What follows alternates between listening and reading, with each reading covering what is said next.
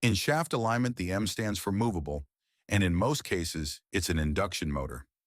The S stands for stationary, and it's the driven machine, for example, a pump. When aligning, the adjustments are done to the movable machine.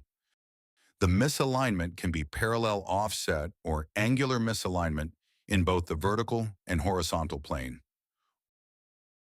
Also, before the alignment, a soft foot check should be performed.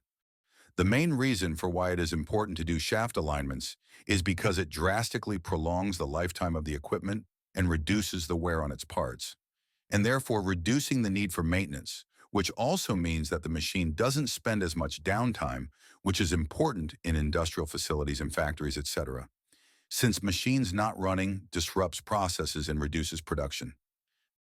Misalignment of the shaft also increases the vibration and noise of the machine.